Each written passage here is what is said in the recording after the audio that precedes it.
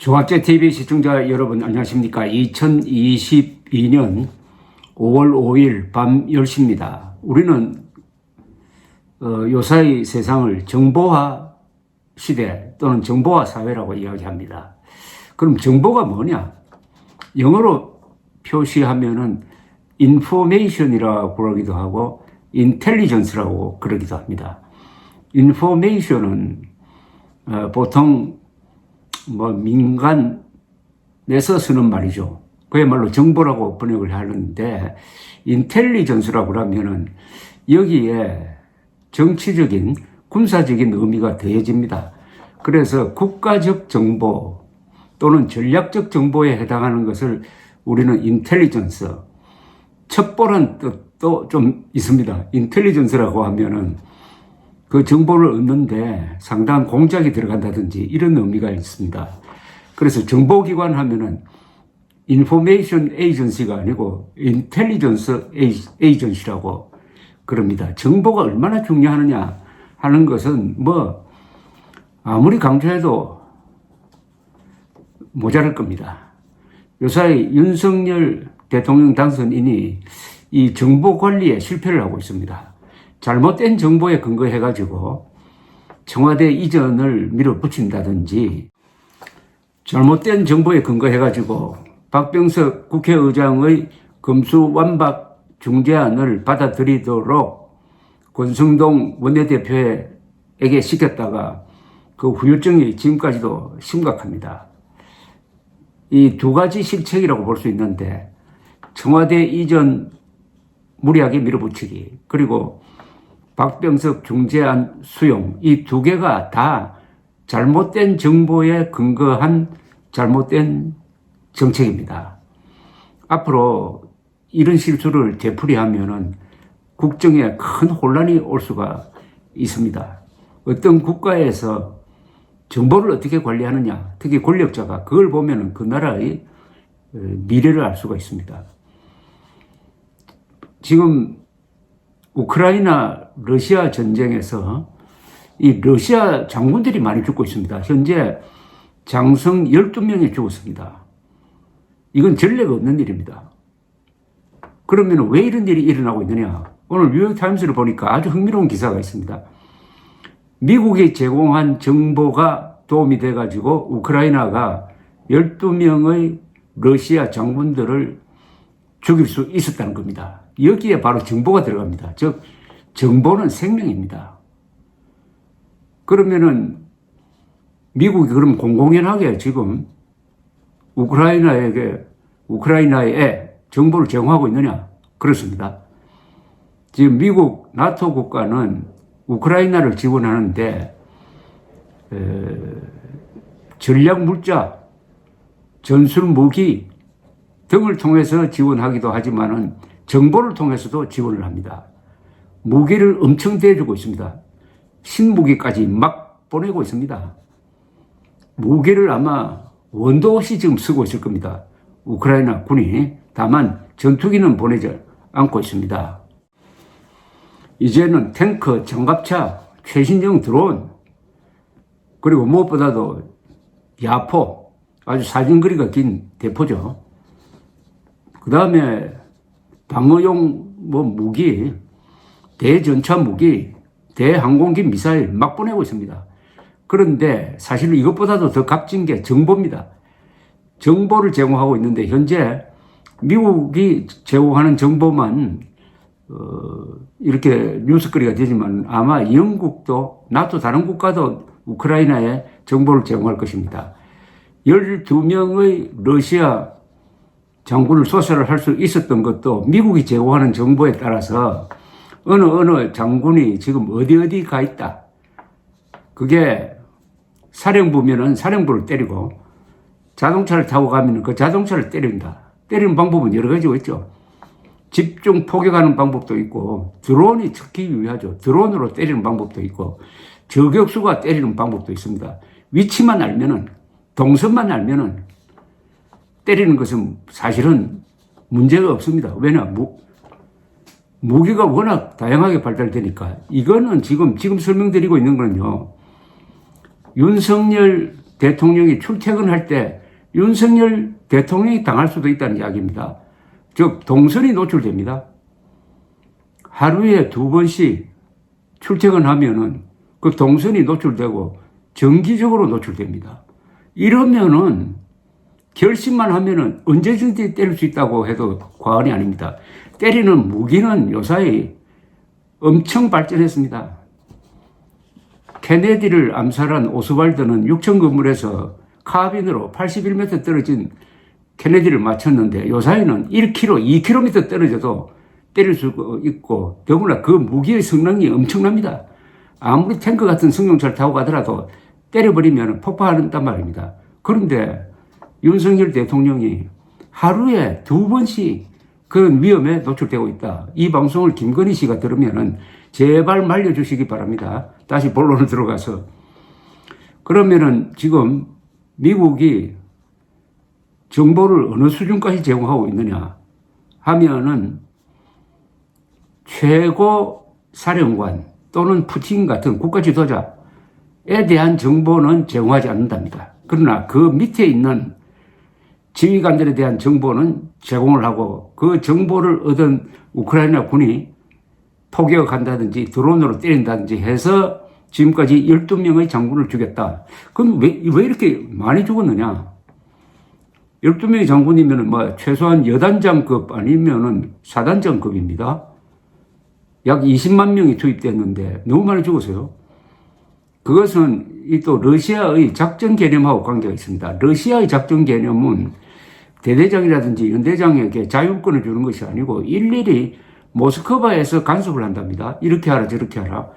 근데 문제가 생기면은 그 일선 부대에서 해결하지 않고 꼭 모스크바에 연락해가지고 이렇게 해도 됩니까? 이 부대 절로 옮겨도 됩니까? 이렇게 되니까 문제가 생기면은 모스크바에서 최전선으로 그 장군들이 와야 된답니다. 와서 현장 지도를 해가지고 거기서 문제 해결을 하니까 최전선의 고위 장성들이 자주 오게 된다는 겁니다. 이게 또 허점이에요. 그러니까 통신감청이라든지 아니면은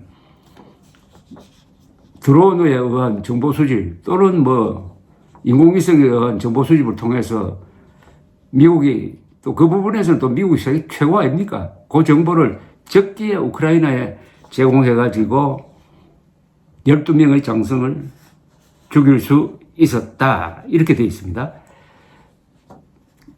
이거는 그냥 극적인 면만 이야기한 것이고 일반 전술 차원에서는 어느 부대의 이동, 특히 이 포격전을 할 때는 이 포병이 상대방의 보병을 공격하는 수도 있지만은 이쪽 포병이 저쪽 포병을 때리는 포병 대 포병의 포격전이 전개됩니다. 이때는 포대가 계속 움직여야 됩니다. 몇 발 딱 쏘고 그 자리에 가만히 있으면 안 됩니다. 빨리 움직여야 돼요. 계속 그렇게 있다가는 곧 날아옵니다. 그럼 움직일 때 그 움직이는 정보를 먼저 잡는 사람이 이기는 것 아닙니까? 이 정보를 지금 미국이 제공하고 있다는 겁니다. 이렇게 되니까 지금 동부전선에서 러시아군은 원래 옛날부터 2차 세계대전 때부터 탱크와 대포를 동원한 이 기동전에는 세계 최고입니다. 그런데 동부전선에서 한 일주 전부터 대공세를 폈는데 별 진전이 없어요. 우크라이나 전선이 그냥 그대로 유지되고 있습니다. 우크라이나 군대가 엄청 잘 싸운다는 거죠. 이것도 바로 미국이나 나토 국가가 정보를 제공해가지고 우크라이나가 탱크 수는 적을지 모르지만 대포 수는 적을지 모르지만 정확하게 때린다는 거죠. 그러니까 정보가 전략과 결합이 되면 정확도가 높아집니다. 옛날에는 사람 하나 죽이려면은 뭐 몇백 발을 쏴도 되는데 요사이 저격수는 한 5발 쏘면 한 사람은 죽일 수 있다. 근데 그렇게 되면은 무기의 열쇠를 정보의 우세로서 충분히 만회할 수가 있다. 이런 이야기입니다. 최근에 최고위 장성인 러시아의 발레리 제라시모프란 사람이 동부 전선을 시찰을 했어요. 어떻게 알았는지 우크라이나가 그 사람이 오는 그 지역을 향해서 집중 포격을 했습니다. 그럼 이거는 미국이 제공한 정보 아니냐 했는데 미국은 부인하고 있습니다. 우리는 그런 정보는 제공하지 않는다.